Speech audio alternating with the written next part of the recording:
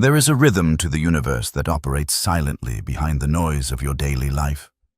It is the rhythm of timing. Jung called it synchronicity, the moment when the outer world arranges itself to mirror the inner shifting of your soul.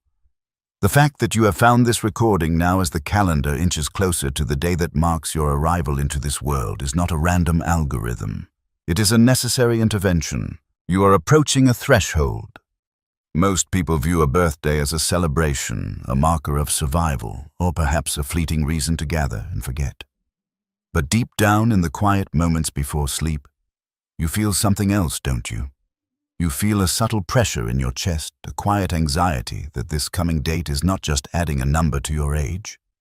It is asking you a question you have been avoiding for a very long time. That question is, have you actually begun to live your life, or are you still preparing for it?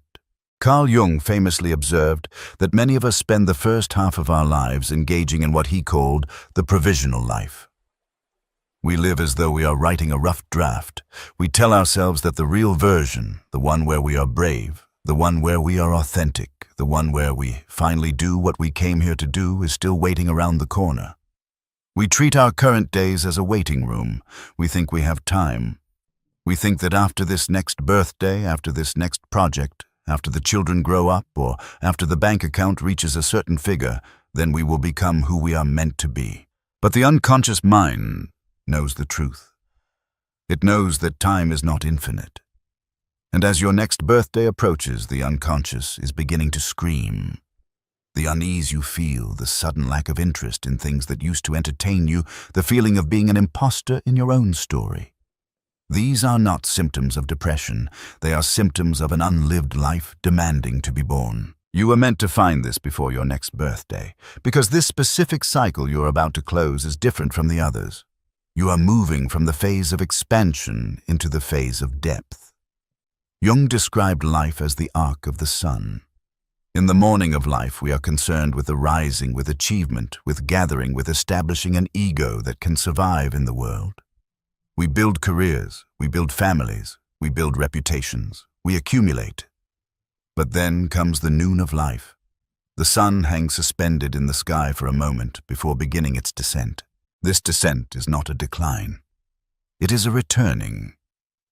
But to return to the source, to become who you truly are, you must first shed who you pretended to be. The danger of this coming birthday is that if you cross this threshold without consciousness, you will simply drag the old, heavy, outdated luggage of your past into a year that was meant to be light.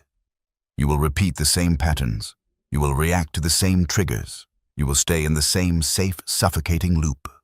Jung warned that what we do not make conscious emerges later as fate. Think about that. The things you refuse to look at. The resentment, the fear of failure, the hidden dream you buried because it seemed impractical do not disappear. They sink into the shadow. And from the shadow they direct your life. You call it bad luck. You call it difficult circumstances. You call it just the way I am. But it is none of those things. It is the unlived pieces of your soul sabotaging your reality to get your attention. This is why this moment is crucial. Before the candles are lit, before the messages of congratulation pour in, you are being invited to perform a psychological audit.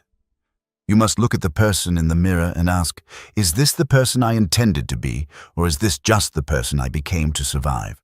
There is a specific form of suffering that haunts those who are intelligent and sensitive enough to know they are capable of more. It is the suffering of potential. Nothing hurts the human psyche more than the awareness of a gift that is not being used. You feel it as a low-grade hum in the background of your days. It makes you restless. It makes you irritable with the people you love. It makes you scroll endlessly through the lives of others seeking a spark that you feel has gone missing in your own. Jung believed that the neurosis of modern life is often just the suffering of a soul that has not found its meaning. And meaning does not come from doing more. It comes from being more of yourself. As you approach this next milestone, you are likely feeling the tension of the opposites. One part of you wants to leap into the unknown to finally write that book. Leave that toxic dynamic, or speak your truth. The other part of you is terrified. It clings to safety. It whispers that you are too old, too tired, or too late. This conflict is not a sign of weakness. It is the birth pangs of the self. The old ego, the one that has protected you so far, is terrified of this birthday because it senses its own expiration date. It knows that for you to grow, it must lose control. It will bombard you with nostalgia. It will make you romanticize the past. It will paralyze you with what-ifs. But you must understand that the safety the ego offers is a lie. There is no safety in living a life that is too small for your spirit. There is only slow suffocation. This message found you now to remind you that you have permission to change. You do not owe your past any loyalty. You do not owe the version of you from 5 years ago anything. That version did their job. They got you here. They survived. But they cannot take you where you need to go next. To cross this threshold properly, you must be willing to grieve. This is what our culture forgets. We celebrate birthdays with cake and noise, but we forget the silence of letting go. We forget that to become a New Year's version of ourselves, something must die. What is it that needs to die in you before this date arrives? Is it the need for approval? Is it the addiction to being the victim? Is it the arrogance of thinking you can control everything? Or is it simply the fear of your own greatness? If you are still listening, it is because you know exactly what needs to go. You can name it even if you dare not speak it aloud. This is a lonely work. The journey of individuation, of becoming whole, is not a group activity. No one can do it for you. Your friends cannot do it. Your partner cannot do it. Your parents certainly cannot do it. It is just you and the mirror. It is just you and the night sky. But in that solitude, there is a profound power waiting to be reclaimed. However, recognizing the burden is only the first step. The heavier task is understanding why you have carried it for so long. We cling to our suffering because it defines us. Without your old stories of pain, without your familiar excuses, who are you? That emptiness is terrifying, but Jung taught that it is in that very emptiness, that void between who you were and who you are becoming, that the magic happens. So as the clock ticks closer to your day, do not just plan a party. Plan a funeral for the parts of you that are no longer welcome in your future. This is not an act of self-hatred. It is an act of supreme love. You are clearing the soil so that something new can finally grow. You are preparing the vessel. You might feel a resistance rising up as I say these words. That is normal. That is the gatekeeper of the unconscious trying to keep the door shut. But the door is already ajar. That is why you are here. That is why you stayed. The resistance you feel is the persona fighting for its life. Jung described the persona as the mask we wear to interact with the world. It is the polite smile, the professional title, the role of the good child, the reliable partner, or the strong leader. We spend the first part of our lives crafting this mask. We polish it until it shines. We decorate it with achievements and accolades. We believe that if the mask is beautiful enough, we will finally be safe. We will finally be loved. But the tragedy of the persona is that it is often a lie. Not a malicious lie, but a necessary one that has outlived its usefulness. You have worn the mask for so long that you have forgotten it is not your face. You have merged with the role. And as your birthday approaches, the friction between the mask and the face underneath is becoming unbearable. That friction is the heat of transformation. You might find yourself irritable when people compliment you on things that no longer matter to you. They praise your mask, and you feel a strange emptiness, perhaps even a flash of anger. That is because the soul is starving, while the persona is being fed. The upcoming birthday celebration threatens to add another layer of varnish to a mask that is already suffocating you. You are terrified that people will wish you more of the same when every cell in your body is screaming for something entirely different. There is a profound loneliness in this realization. It feels like standing in a crowded room where everyone knows your name, but no one knows you. But I want you to know that this loneliness is a sacred space. It is the waiting room of the self. If you are feeling this specific resonance, the vibration of a mask that is ready to crack, then pause with me for a second. If these words are mirroring your internal state, consider clicking the like button or subscribing. Do not do it for the algorithm. Do it as a small, tangible signal to your own psyche. Acknowledge that you are here, that you are listening, and that you are no longer turning away from the truth of who you are. It is a small act of alignment, a way of saying, I am ready to see what is behind the mask, because what lies behind the mask is the shadow. And this is where the work truly begins. When we hear the word shadow, we often think of darkness, of evil, of the things we are ashamed of. And yes, the shadow holds your repressed anger, your jealousy, your selfishness, and your forbidden desires. These are the things you push down into the basement of your unconscious because you were taught they were unacceptable. But Jung taught us something revolutionary. The shadow is not just a trash can. It is also a treasure chest. In your shadow lies the gold.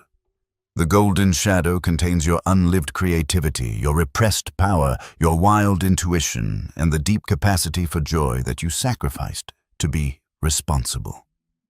Did you stop singing because someone told you to be quiet? That voice is in the shadow. Did you stop leading because you were told not to be bossy? That authority is in the shadow. Did you numb your sensitivity because the world was too harsh? That empathy is in the shadow. As you approach your next year of life, the task is not to become a better person. The task is to become a whole person. And you cannot be whole while half of your soul is locked in the basement. The exhaustion you feel, that deep, bone-weary tiredness that sleep cannot fix, is the energy cost of keeping the shadow submerged. Imagine trying to hold a dozen inflated beach balls underwater at the same time. That is what your psyche is doing every single day. It takes immense energy to pretend you are not angry when you are. It takes immense energy to pretend you are happy when you are grieving. It takes immense energy to play the character you wrote for yourself 10 years ago. Your next birthday is an invitation to release the beach balls. Yes, it will be messy. Yes, they will fly up to the surface with force. Yes, it will disrupt the calm surface of your life. But the energy you release will finally be yours to use. Instead of using your strength to repress yourself, you will use it to create your life. This is the process Jung called the night sea journey. It is the descent into the underworld to retrieve the parts of yourself you left behind. It is scary. That is why most people stop. They feel the initial tremors of the shadow and they panic. They double down on the persona. They buy the sports car. They have the affair. They change their hair. They move to a new city. All external changes designed to distract from the internal earthquake. But you have been brought here because you are done with distractions. You are ready to stop rearranging the furniture on the deck of the Titanic and finally look at the ocean. You must understand that the you who will exist after this next birthday cannot be the same you who exists today. If you carry the same fears, the same boundaries, and the same silences into your new year, you are not living a new year.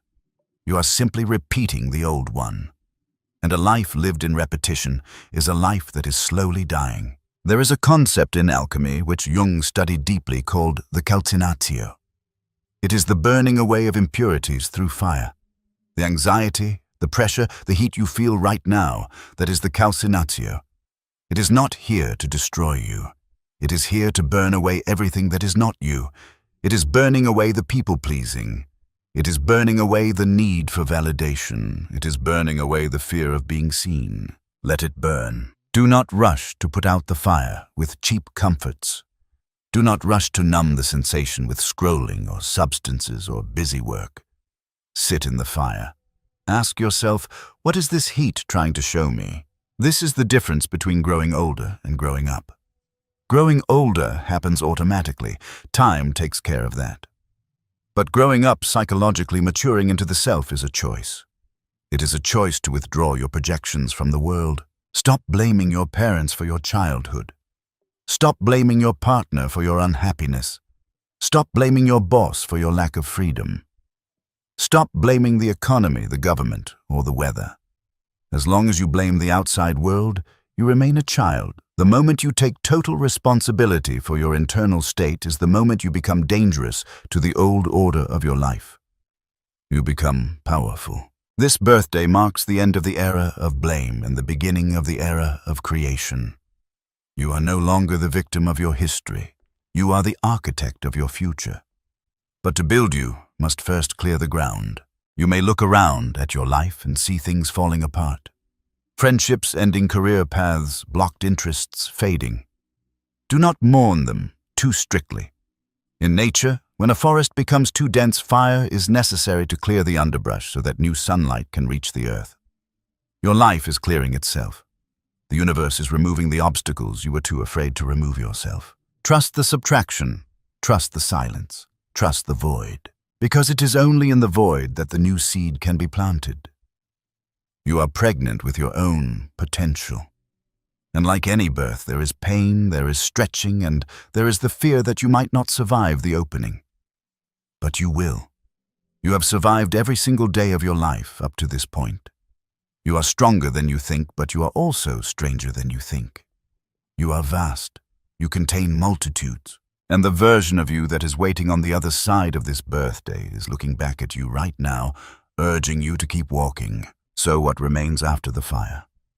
What stands tall when the persona has cracked and the shadow has been acknowledged? This is the most critical question of your transformation. The goal of Jungian psychology is not to leave you in a pile of ashes. The goal is individuation. It is the process of becoming who you were always meant to be, indivisible and whole. As you stand on the precipice of your next birthday, you are being asked to shift the center of gravity of your entire life. Until now, your center has likely been the ego, the part of you that craves safety, approval, and control. But the shift you are feeling, the restlessness that brought you to this video, is the pull of the self.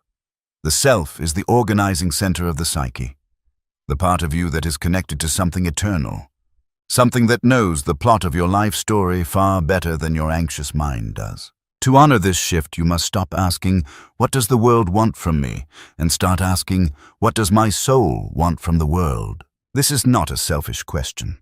It is the only question that matters. Because a world filled with people pretending to be someone they are not is a world in chaos. A world filled with people who have the courage to be their authentic selves is a world in healing. You might be thinking, but is it too late? Have I wasted too much time? The answer is a resounding no. In the realm of the psyche, time is not linear. It does not tick away in seconds and minutes. It moves in cycles of depth. A single moment of true realization can rewrite decades of living in the dark. Jung famously said, "The afternoon of life is just as full of meaning as the morning. Only its meaning and purpose are altogether different." Your morning is over. You have done the gathering. You have done the surviving. Now, in the afternoon of your life, whether you are turning 30, 40, 50, or 80, the work is about meaning. So how do you walk into this new year? You do it by making a sacred contract with yourself. A contract that says you will no longer abandon yourself when things get difficult. A contract that says you will listen to the quiet nudges of your intuition over the loud shouting of your fears. This means you must learn to tolerate the tension of the opposites. You will feel fear and courage at the same time. Let them coexist. You will feel grief for the past and excitement for the future simultaneously. Do not try to fix it. Hold the tension. In that tension, the alchemy happens. In that tension, the new energy is born. You must also reclaim your projections. Look at the people you admire most in this world. The writers, the leaders, the creators, the free spirits. What is it about them that draws you in? Is it their boldness, their freedom, their articulate voice? Jung would tell you that you do not admire them because they have something you lack. You admire them because they are reflecting a part of your own gold that you have not yet claimed. You are seeing your own potential living in them. It is time to take it back. It is time to stop watching others live your life and start living it yourself. This next birthday is not just a date on a calendar. It is a portal. If you choose to walk through it consciously, you are choosing to leave the provisional life behind. You are declaring that the rehearsal is over. The curtain is going up. There are no more do-overs, no more someday. There is only now. Imagine just for a moment that you are looking back at yourself from the very end of your life. You are old, frail, but your eyes are clear. You are looking back at this specific moment right now, just before this specific birthday. What is that future version of you praying for you to do? Are they praying that you stay safe? Are they praying that you keep everyone else happy? Are they praying that you don't rock the boat? No, they are praying that you jump. They are praying that you speak the words that are stuck in your throat. They are praying that you forgive yourself for the time it took to get here. They are praying that you trust the chaotic, beautiful, terrifying process of becoming yourself. Because the tragedy is not death. The tragedy is dying without ever having truly lived. The tragedy is leaving this world with your song still stuck inside you. You were meant to find this message because the universe is kind, but it is also efficient. It does not waste coincidences. It has brought you here to wake you up. The discomfort you feel is the alarm clock ringing. Do not hit snooze again. Take this birthday and make it your own. Spend it in nature or in silence or with the few people who truly see you. Write down what you are releasing. Burn the paper if you have to, and then write down who you are becoming. Not as a wish, but as a statement of fact. I am. Two of the most powerful words in the universe. How you finish that sentence will determine the trajectory of your next year. The path of individuation is steep and the air gets thin up there. It is not for the faint of heart. But the view of a life lived in alignment with your own soul is worth every step of the climb. You have the map. You have the light. The rest is up to you. If you are ready to commit to this journey, to dive deeper into the mysteries of your own psyche and walk the path less traveled, then let this be the beginning of our conversation, not the end. Join this community by subscribing and let us walk this road together. Happy birthday. Now go and be born. You turn off the alarm and curl back up. The world outside hums waiting, but inside there is only the dull rhythm of your own heart, steady, uncertain, alive. You tell yourself you're tired, that 5 more minutes will fix something you can't name. But it isn't sleep you want. It's escape, a brief retreat from the noise of what you're supposed to be. Somewhere between the sheets and the shadow of morning, something in you stirs not the persona you show the world, the carefully rehearsed reflection of competence and charm. No, it's the other one. The one that lingers just beyond the light watching. The part of you that remembers everything you've buried under your daily performance. This moment, Jung would say, is a threshold. The place where the ego loosens its grip and the unconscious begins to whisper. You lie still and listen. There is a heaviness behind your ribs, an ache that feels older than your years. Maybe it's not exhaustion. Maybe it's the quiet rebellion of the self, the real one, reminding you that your soul did not come here to perform. Every morning is a negotiation between who you think you are and who you really are, between the mask and the mirror, between persona and shadow. The persona is polite, capable, smiling in the right moments. It wins approval, protects you from chaos, but it's a fragile armor made of expectations stitched together by fear of rejection. And every time you wear it, a small part of you wonders what would happen if I took it off. You might believe you'd fall apart. But maybe beneath it, something truer waits, something that isn't trying so hard to belong. Jung once wrote that the privilege of a lifetime is to become who you truly are. But that privilege demands a price, the dismantling of your false faces, one by one, until you stand naked before yourself. As you lie there drifting between waking and dreaming, you remember faces you've worn, the achiever, the lover, the survivor, the good one. Each served its time, each kept you safe. Yet now, they feel like ghosts echoing voices that once guided you, now just noise in your head. You begin to feel the quiet pulse of something else, the shadow, the parts of you you've disowned, your anger, your envy, your need for control, your unspoken hunger for freedom. They're not your enemies. They're the missing notes of your song. The shadow doesn't want to destroy you. It wants to be seen. But you were taught to fear it. You were told light is good, dark is bad, and that you should smile through your pain. Yet the psyche doesn't obey such clean divisions. The soul speaks in paradox. Your darkness is also your depth. Your wounds are also your wisdom. If you listen closely, You might feel that even your most painful memories have been trying to teach you something. Each shame, each loss, each regret, a fragment of the self cast into exile, waiting for your courage to bring it home. You turn on your side. The morning light has shifted. It cuts across your room like a blade, revealing dust that dances in the air. For a moment you see beauty in that imperfection, how even dust catches light when seen from the right angle. That's how the shadow works. What you once saw as flaws become constellations, once you step far enough back to see their pattern.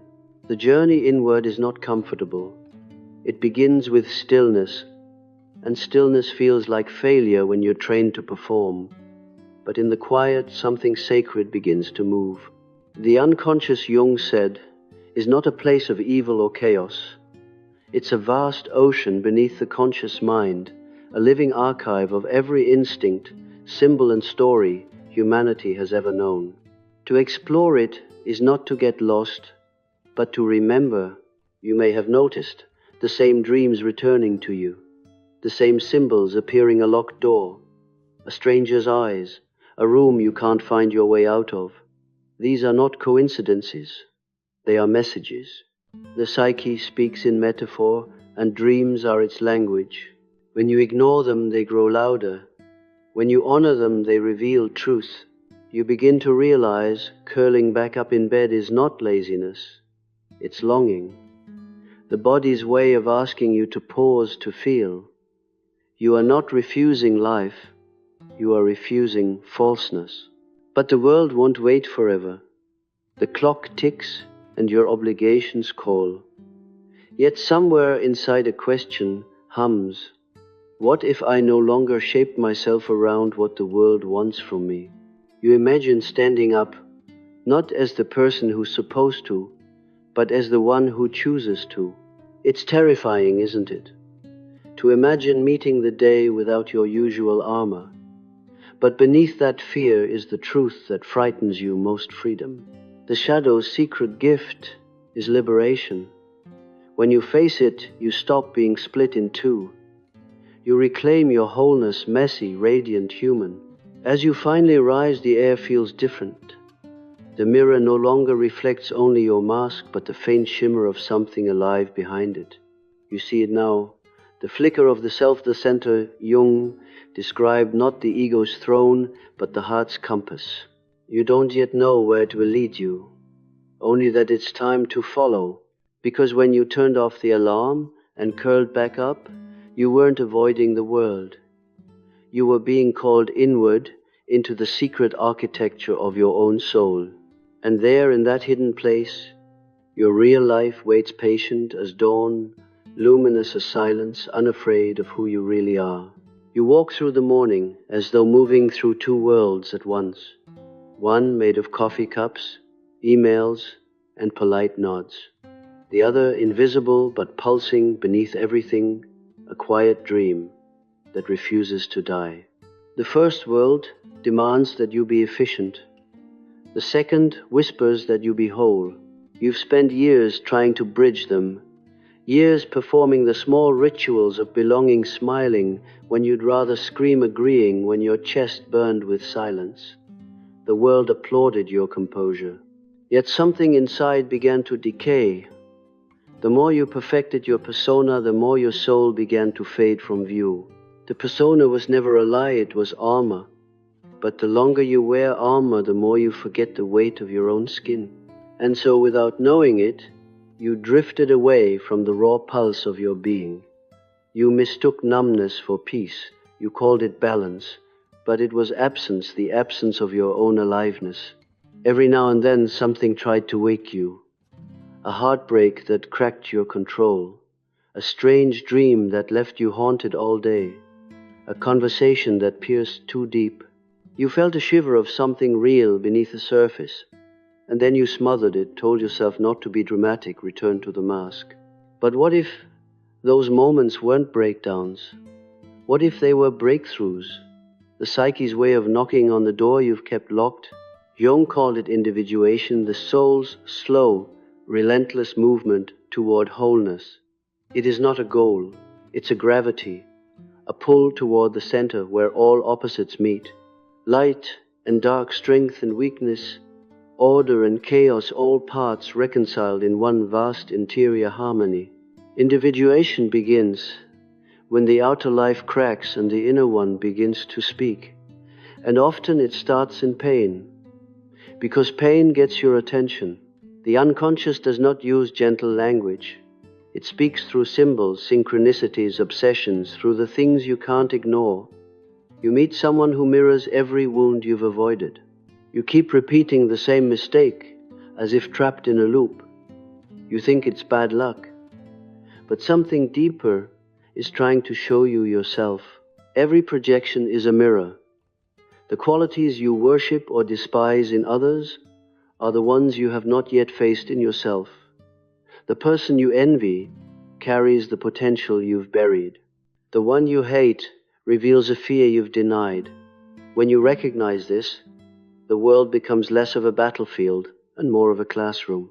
You begin to see that your relationships aren't random, they're conversations between your conscious and unconscious selves. Each attraction, each conflict, each heartbreak, a symbolic exchange between the masks you wear and the truths you've forgotten. And then there are dreams, those flickering films that play while your defenses sleep. They are not nonsense. They are messages crafted by the deep intelligence of your psyche. Every figure, every landscape, every strange twist, it's all you. The child running from something, the stranger knocking at your door, the endless falling, each one a fragment of your own voice, speaking in mythic language. When you start to honor these dreams, you begin to participate in your own unfolding story. You realize the unconscious is not your enemy, it's your hidden ally. It's not trying to destroy the ego only to humble it, to remind you that you are not the center of the world, but part of something vast and mysterious, both human and divine. As you move through your day, fragments of these truths flicker through ordinary moments, the way sunlight hits a stranger's face, the ache of music that reminds you of something you can't name, the sudden urge to cry in the middle of a crowded street. These are all the unconscious rising symbols made flesh. You begin to see that the boundary between the inner and outer world is thinner than you believed. Life itself begins to feel symbolic, a dream speaking to you through coincidence and encounter. You are both the dreamer and the dreamed. It's easy to dismiss this as mystical nonsense, but Jung, ever the scientist of the soul, called it synchronicity, meaningful coincidence that connects psyche and matter, inner and outer, without cause but with purpose. When you start to see the world this way, you stop asking, "Why is this happening to me?" and begin to ask, "What is this showing me?"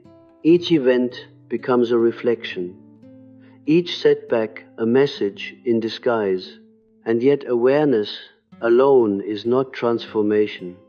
Seeing the shadow is not enough. You must embrace it. And this is the hardest part, because to embrace your shadow means to face the parts of you you swore you'd never become. The selfishness, the jealousy, the weakness, the desire for control, all the impulses you've labeled unworthy. But when you reject them, they grow stronger. What you resist becomes your master. The work is not to annihilate the shadow, but to integrate it, to give it a place at the table, to look into its eyes and recognize your own reflection. In that act of recognition, energy returns. What once drained you begins to feed you. Your creativity, your vitality, your passion, all of it is rooted in the soil of what you've denied. You start to realize that darkness is not the absence of light. It is the womb of it. Somewhere in the middle of your ordinary afternoon, the sound of traffic, the blue glow of screens, the pulse of routine, you feel it. A stillness soft and strange rising in your chest. The sense that something vast inside you is quietly turning toward itself. You don't need to name it yet. You only need to feel it. It is the beginning of remembering. Night falls, and the noise of the world dissolves into its softer hum. You sit alone, perhaps by a window, perhaps in your thoughts, and sense that quiet tug again. The one that began the moment you turned off the alarm. The one that has followed you through the day like a subtle gravity, pulling you inward. This is where the descent begins. The one Jung called the night sea journey, the symbolic voyage into the unconscious. Every culture has its version of this myth. The hero swallowed by darkness, the soul wandering through dreamlike underworlds. It's never comfortable, but it's never meaningless. The descent is how the light learns where it comes from. You start to see your own story woven into this ancient pattern. The heartbreaks that once seemed cruel now appear as invitations. The loneliness that once felt unbearable begins to look like sacred space. Each failure, each loss, each quiet, surrender, all of them guiding you toward the one thing you've been avoiding yourself. You thought awakening would feel like clarity, but it begins as disorientation. The old maps stop working. The people who once made you feel safe no longer understand you. You start to speak a different language, one made of symbols, intuition, and silence. It isn't madness, it's metamorphosis. When the old self breaks, something luminous pushes through the cracks. Jung called that emerging light, the self, the organizing center of the psyche, larger than the ego, older than the persona. It is not a thing you achieve, but something you remember. It's been there all along, guiding you through the labyrinth by way of dreams, coincidences, and longing. To meet the self is to meet the mystery of being alive. It happens not in thunder, but in tenderness, in the pause, before a tear falls in the breath between heartbreak and acceptance. In those moments when you no longer know who you are, but sense that something vast knows you. That is the turning point. Because now you begin to live not from image, but from essence. Not for approval, but from alignment. The persona becomes flexible, a tool, not a cage. The shadow becomes an ally. Its power no longer feared, but integrated. Even your wounds begin to shine differently. You see that they were not defects, but doorways. Each pain carried a message: come back to yourself. And you did. Slowly, painfully, beautifully. When you look back, you realize the soul's language was always symbolic. The alarm you turned off wasn't just the start of your day. It was a metaphor for the numbing routines that once defined you. Curling back up was your refusal to keep pretending. You weren't lazy. You were listening. You were sensing the faint heartbeat of your own forgotten life. Now, as you sit in the stillness, you begin to feel it fully, the vastness of what you are. Both light and shadow, both wound and wonder. You are the dreamer and the dream, the seeker and the sought. And in this realization, something inside you exhales for the first time in years. You no longer need to chase meaning. You become it. The ordinary begins to shimmer with depth, a cup of tea, a street light flickering in the rain, a child laughing at something only they can see. The world stops being a backdrop to your story and becomes part of your psyche's unfolding myth. Every act, every encounter, every silence, all of it is the self revealing itself through the fabric of existence. You might still stumble. You will still forget. The ego will rebuild its walls. The shadow will darken again. But now you know wholeness is not perfection.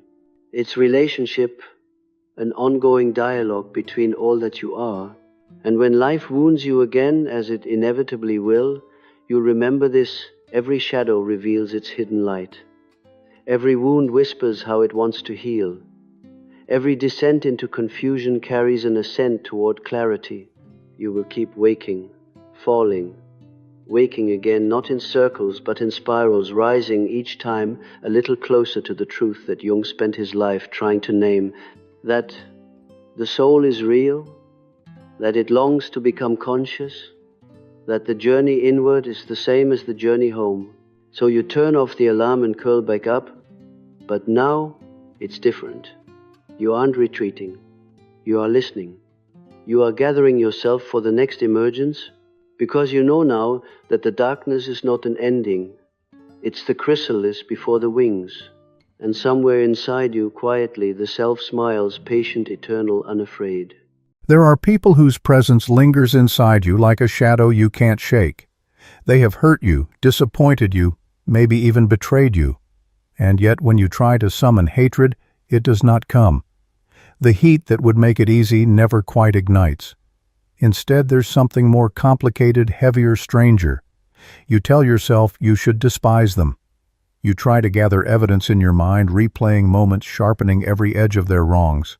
But deep down you know there is a thread connecting you to them that refuses to snap. You wonder why. You ask yourself, what's wrong with me? Why can't I just let this turn into pure dislike and be done with it? You imagine it would be simpler, cleaner, easier to move on, but something in you resists, not because you are weak, but because a deeper truth is at work. It is not love exactly, not forgiveness yet, and not denial. It is an unspoken recognition they hold a mirror to something in you. And it's that reflection you can't turn away from. Carl Jung once wrote, "Everything that irritates us about others can lead us to an understanding of ourselves." It is a cruel kind of grace. When you try to hate someone and fail, it is often because the encounter has opened a door into your own unconscious, whether you asked for it or not. The person who stirs this inner storm becomes more than just themselves. They become a symbol, a figure carrying pieces of you that you have yet to claim. Perhaps without realizing it, they embody your shadow, the hidden aspects of yourself you deny, repress, or project outward. You see in them traits you refuse to admit you carry. Or perhaps they reveal an opposite quality, something you crave but feel unworthy of. Either way, the emotional knot is not between you and them, it is between you and you. In the space where hatred should live, something else begins to form a haunting awareness. You realize this person has entered your psychological landscape like a character in a dream. In dreams, people are rarely just people, they are aspects of your own psyche wearing borrowed faces. And here in waking life, it is much the same. You try to exile them from your thoughts, but their image persists because the message has not yet been received. And so you sit with the discomfort, sensing that this is not about revenge, nor about reconciliation. It is about seeing clearly, about daring to turn toward what the unconscious has placed before you. Hatred is simple. Self-recognition is not. Hatred keeps the world outside you small and certain. Self-recognition cracks it open. You think of the roles you have played to survive the persona you've carefully worn, the acceptable mask that hides your raw, contradictory nature. That mask might have protected you in the world, but it cannot protect you from yourself. The one you cannot hate has slipped past that mask, touched something underneath it, and now you feel exposed. It is tempting to pull the mask tighter, to insist that you are only good, only right, only justified, and that they are simply wrong. But there is a cost to that defense. When you refuse to see the shadow, it does not vanish, it acts. It whispers in your choices, hides in your judgments, fuels your unconscious patterns. You may distance yourself from this person, but their image will reappear in others again and again until you turn and face it. The failure to hate is not a failure at all. It is an invitation, an opening into the work Jung called individuation, the gradual becoming of who you truly are beyond your masks, beyond your inherited beliefs, beyond the split between light and dark in your own nature. This path is not neat. It will ask you to walk through the territory you've been avoiding. It will ask you to admit that you are not only the hero of your story, but also its antagonist, its trickster, its unacknowledged other. And this is why you can't quite banish them with hatred. Some part of you recognizes that they hold a missing fragment of your wholeness. It may not be a part you want. It may be a part you fear. But the psyche is not interested in your preferences. It is interested in your completion. What you reject externally will return internally, and what you integrate internally will transform what you see externally. So you begin to ask different questions. Not, why can't I hate them, but what in them belongs to me? What have they stirred in me that I cannot ignore?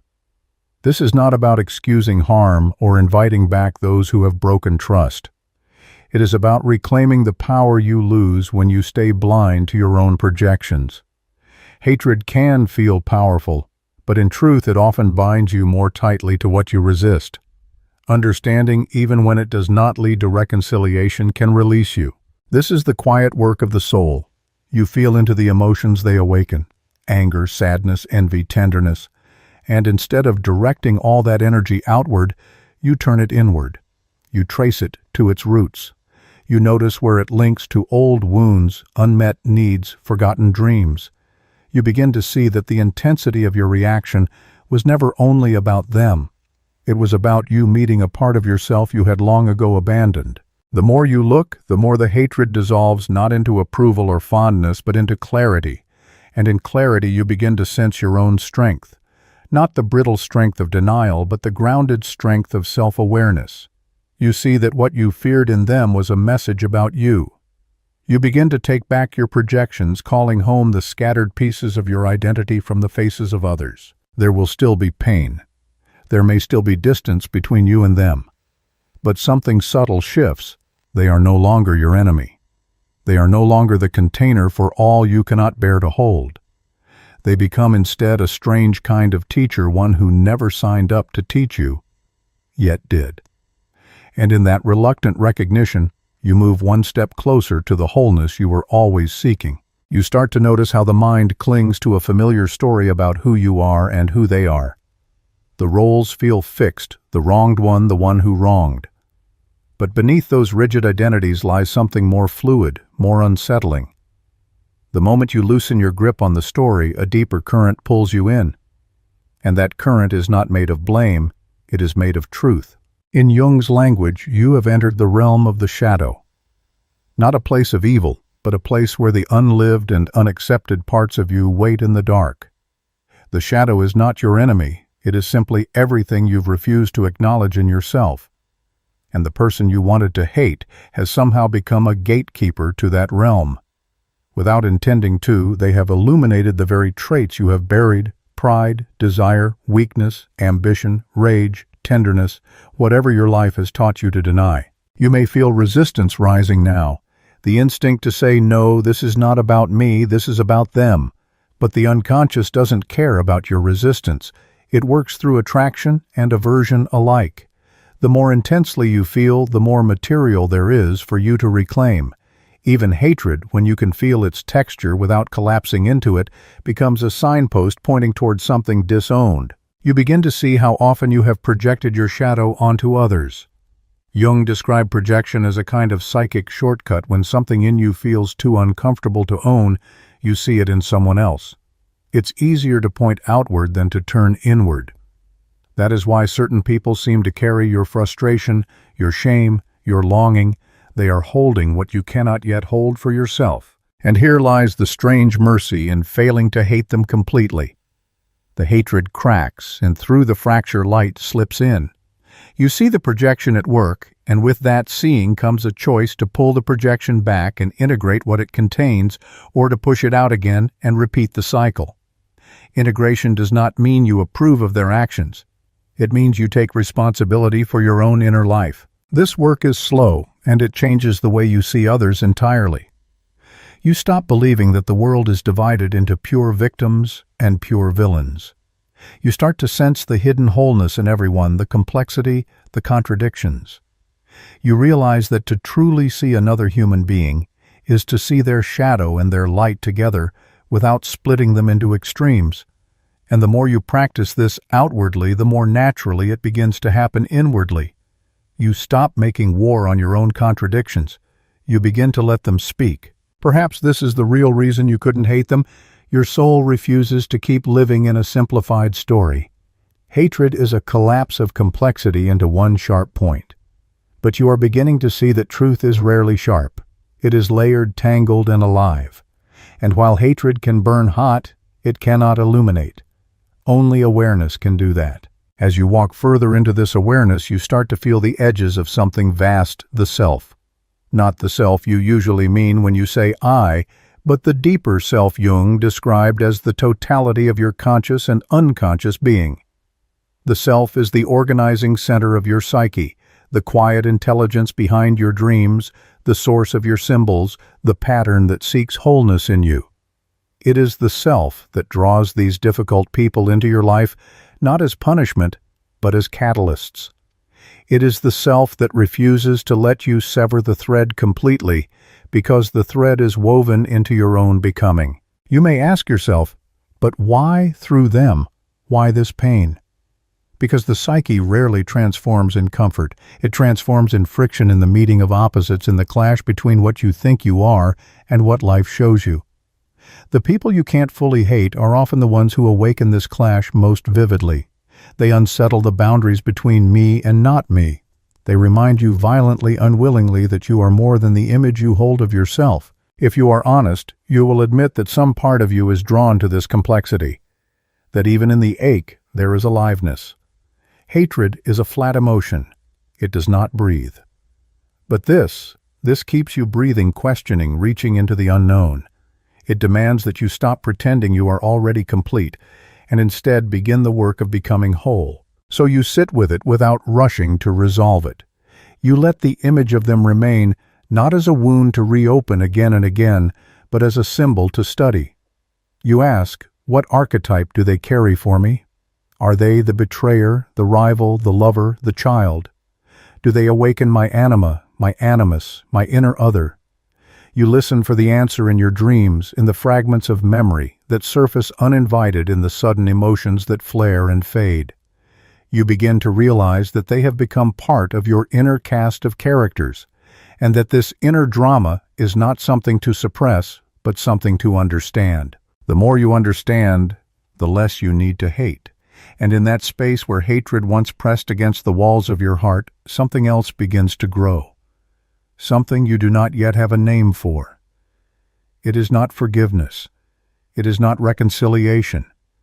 It is the quiet, undeniable recognition that they too are caught in their own unconscious patterns, that their actions were shaped by wounds you cannot see, that the story is larger than the part you played in it. You might never tell them this. You might never speak to them again. But the work is not about them knowing, it is about you knowing. It is about you taking back what is yours, freeing them from carrying it for you. It is about stepping out of the closed circuit of blame and stepping into the open field of awareness. And in that field you begin to see the outline of your own freedom. And yet freedom does not come all at once. It arrives in ripples, in moments where the air feels lighter, where the weight in your chest loosens without explanation. At first you barely notice it until you realize you've gone minutes, hours, maybe days, without replaying the old scenes in your head. The grip is loosening, but something in you hesitates. The mind asks, if I let this go, will I lose a part of myself? Will I become someone else entirely? This hesitation is natural. When pain has been with you for so long, it becomes part of your identity. Jung understood that transformation often feels like death before it feels like life. The death of an old self-image. The death of the story in which you were only the victim, or only the one who endured. And there is a strange loyalty to that old self because it has kept you safe in ways you may not yet understand. The work now is not to abandon that self abruptly, but to meet it with compassion. To recognize that it was the persona, the mask, that helped you navigate a world you didn't yet have the strength to face in your full complexity. The persona is not a lie. It is a partial truth. And now the self is asking you to step beyond it. The one you could not hate has played a role in that calling. By disrupting your fixed image of yourself, they've forced you into a deeper encounter with your own unconscious. And here is where something else begins to stir dreams, perhaps more vivid than before.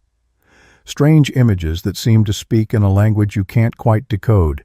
You begin to sense that your psyche is communicating with you, weaving together symbols that carry meaning. Your conscious mind can't yet hold. Pay attention. Jung often said that dreams are the royal road to the unconscious. If someone appears in your dreams whom you struggle to hate in waking life, see them not as themselves, but as an aspect of you. What are they doing? How do they behave? What emotions do they stir? The dream image might not match the waking person at all, and that is the point. In dreams, the figure is stripped of their real-world history and becomes pure symbol, pure psychic energy. Over time, you begin to see that this person's role in your life, whether short or enduring, has been an initiation. They have forced you into contact with your own shadow, your projections, your hidden longings. They have shaken the false border between you and them, and in doing so, they've brought you closer to what Jung called the union of opposites, the integration of what you are and what you are not, of what you love and what you despise. This is the essence of individuation. It is not about becoming perfect. It is about becoming whole. It is about holding within you the light and the dark without tearing yourself in two. And to do that, you must learn to hold the complexity of others in the same way. The inability to fully hate someone can be a sign that you are already doing this, even if it feels messy and unresolved. There's a quiet revolution in such a shift. When you stop needing to turn people into symbols of absolute good or absolute evil, you start to see them as human, flawed, contradictory, shaped by their own unseen battles. And the moment you see that in them, something softens in you. Not because you excuse what happened, but because you understand that the forces that shaped them are not entirely different from those that shaped you. This understanding is not sentimental. It is fierce. It takes courage to hold complexity without collapsing into simplification. It takes strength to feel the full force of your emotions without letting them decide the entire truth for you. But in this fierce compassion, something unexpected emerges, a kind of peace that is not dependent on the other person changing, apologizing, or even remaining in your life. You notice that this peace is internal, not external. It does not require reconciliation. It does not require closure in the form you once imagined. It is enough that you are no longer at war with yourself over them. The thread that bound you once taut with tension now hangs loose, no longer cutting into your hands. And in this loosened space, new possibilities begin to appear. You might see parallels between this dynamic and others in your life. You might recognize how often you've been drawn into situations that replay the same emotional patterns. You start to understand that this person was not an isolated case, but part of a larger pattern your psyche has been trying to make conscious for years. And now you are finally listening. The listening changes everything. You begin to live with more awareness, noticing your projections as they happen, catching yourself before you place too much of your own shadow onto another person. You start to feel when you are wearing your persona too tightly, when you are hiding behind the acceptable mask instead of speaking from the truth of your whole being. And this awareness, painful as it can be, makes you freer than hatred ever could. The one you could not hate has left a mark on you, yes, but it is no longer just a wound. It is a doorway. And on the other side is not them, it is you, the deeper, fuller you. The you who can look into the mirror of another human being and see not only their flaws, not only their light, but also the mysterious way in which both reflect your own inner landscape. Perhaps this is the quiet secret your soul knew all along, that hatred closes the door, but complexity keeps it open. And in that open space, transformation happens. And yet as you move through this transformation, there comes a moment when you realize that seeing the truth is not the same as living it. You may understand the shadow. You may grasp the nature of projection. You may even feel compassion stirring where bitterness once lived. But the old reflexes still wait for their moment to return. The mind still knows how to armor itself. The heart still remembers the safety of blame. It is here you face the quiet challenge of embodiment. Jung knew that insight without integration changes very little. Knowing the map is not the same as walking the terrain. You have glimpsed the landscape of your inner world, but now you must live in it, awake, aware, moment by moment. And this is where the real work begins. You notice the old patterns rising in small ways, the urge to retell the story in which you were wronged, the temptation to replay your pain like a familiar melody. At times you give in, and it feels like sliding back into an old coat that doesn't quite fit but still warms you. And then, something inside catches the act. A small voice, one you have grown familiar with, whispers, "You don't have to do this anymore." That voice is the self speaking. Not the loud, defensive mind, but the deeper center that holds the whole of you. It does not judge you for slipping. It simply reminds you of the direction you have chosen. And so you begin again. In this repetition, you learn the art of returning. returning to presence, returning to the moment where you can feel without becoming consumed. You find that the energy once bound in hatred can now be used for something else, something quieter, but infinitely more nourishing awareness. Awareness of what is yours to carry and what is not. Awareness of the small openings where forgiveness might one day take root, even if it is not yet ready to bloom. There are days when this feels impossible. The wound flares. The memory replays with such clarity it feels as if no time has passed. But now, instead of drowning in it, you learn to witness it. You notice how the body responds: tight chest, clenched jaw, shallow breath. You let the sensations be there without feeding them with more story. This is not suppression. It is observation. And observation over time becomes liberation. You begin to see how much of human suffering is amplified by the refusal to see things as they are. Hatred often serves as that refusal. It freezes the other person in the moment they hurt you and refuses to see anything beyond it. But you are no longer content with frozen images. You are learning to see life as movement, as transformation. Even those who wounded you are not the same today as they were then, and neither are you. It is in this recognition that a subtle healing begins. Not the healing of erasing the past, but the healing of integrating it. The wound does not vanish, but it becomes part of your story in a different way. It is no longer a chain, it is a thread. And that thread connects you not only to your own depths, but to the depths of others. You begin to understand that the very experiences you thought would harden you have in fact made you more capable of seeing the humanity in those around you. This shift is not weakness, it is power. True power is not the ability to destroy, but the ability to see clearly without needing to condemn. You realize now that your inability to fully hate was never a flaw. It was an early sign of this deeper power awakening in you. And then comes a strange moment you find yourself quietly grateful, not for the harm itself, but for the transformation it set in motion.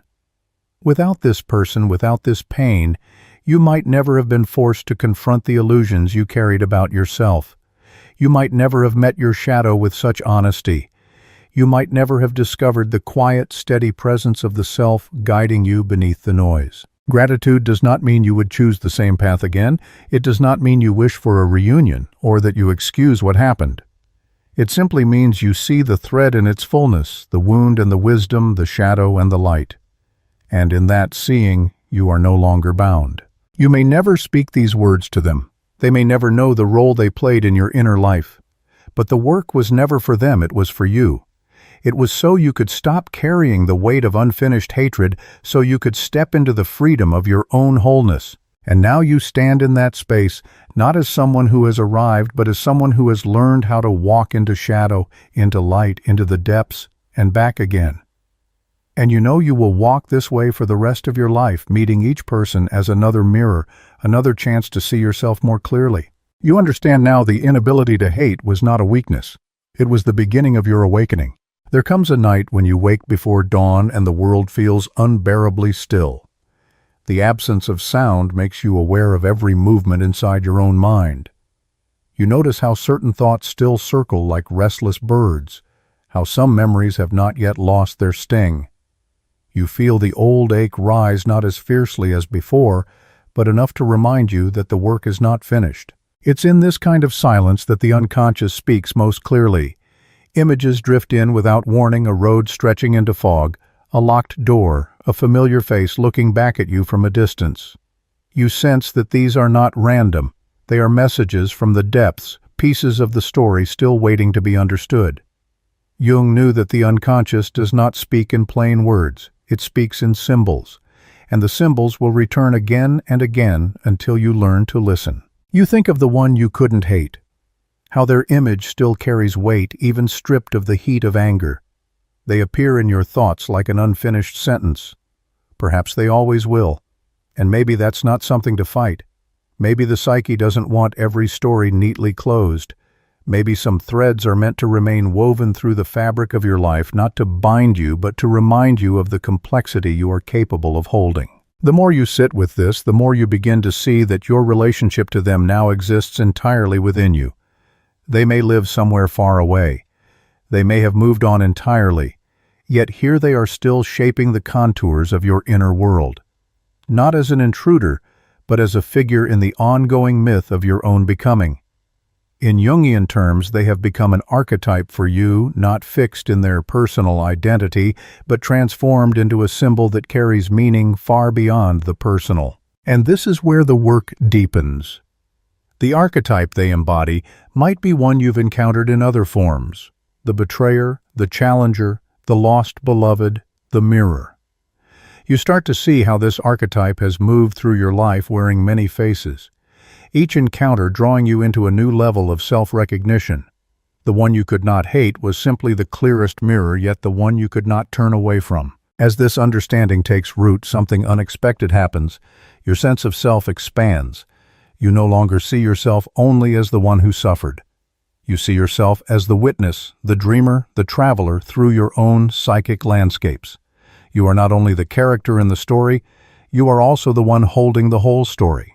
This is the perspective of the self, the wider consciousness that contains all the parts without needing to reject any of them. From here, hatred looks small, like a narrow room you once lived in but have now outgrown.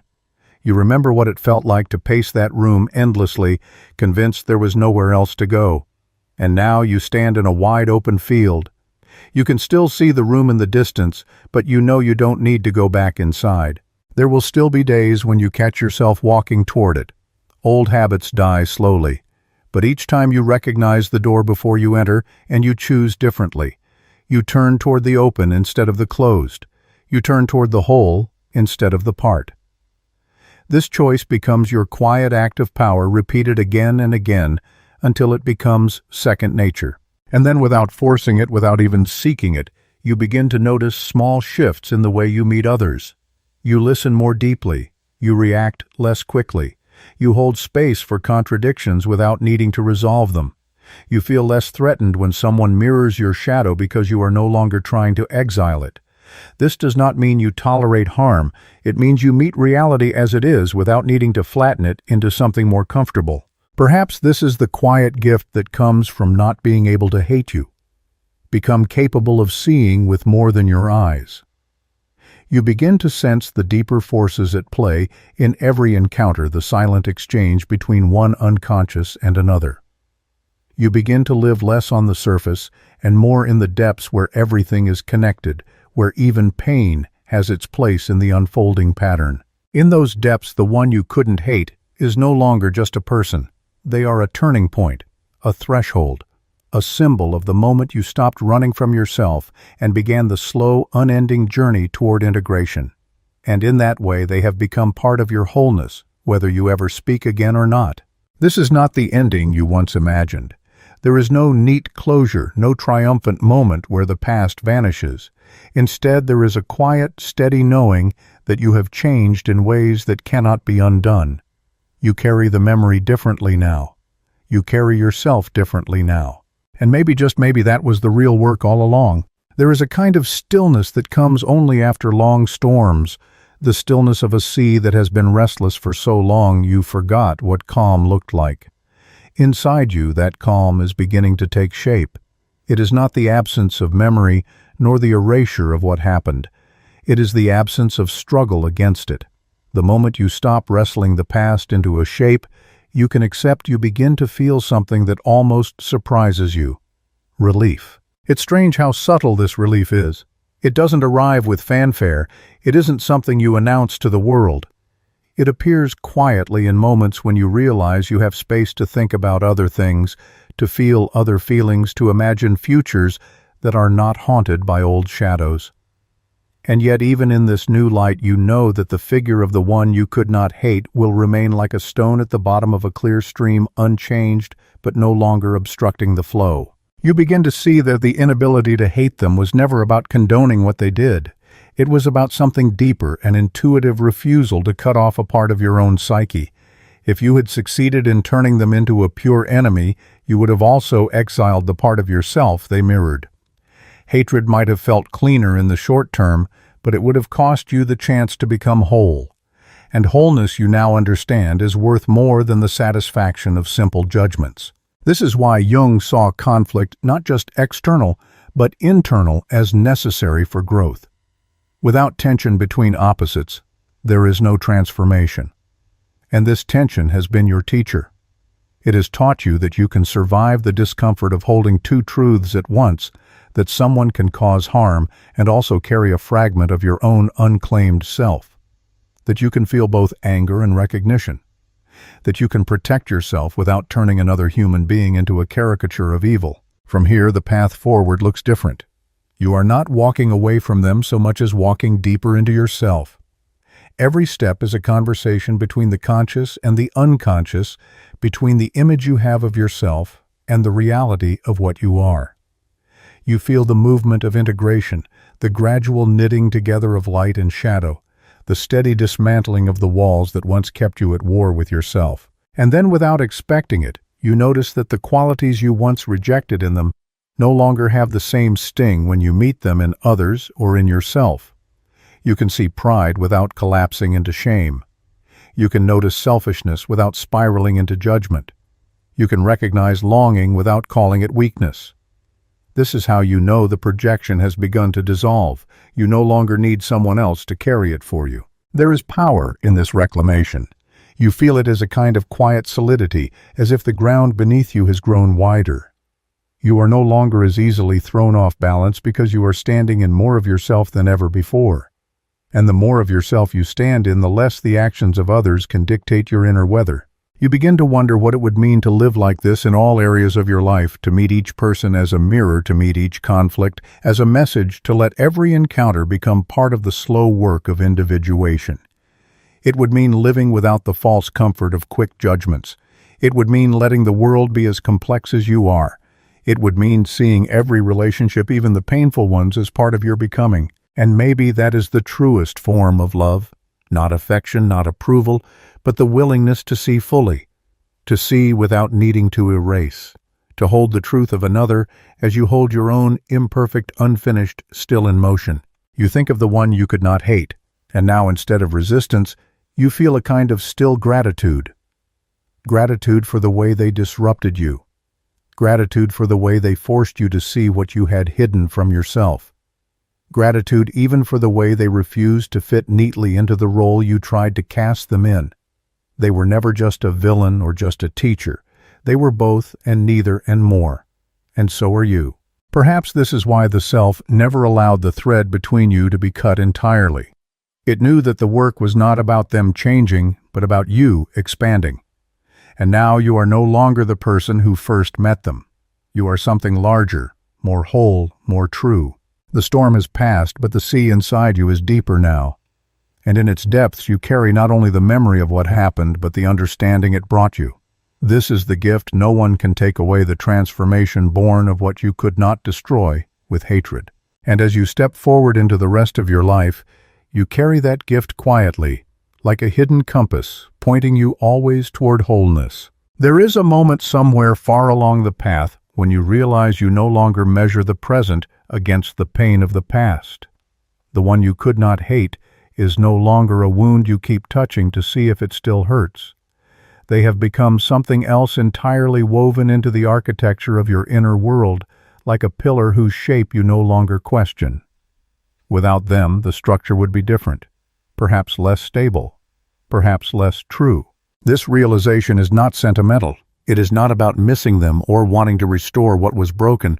It is about recognizing that even those who unsettled you, even those who forced you into the dark, have a place in the design of your becoming.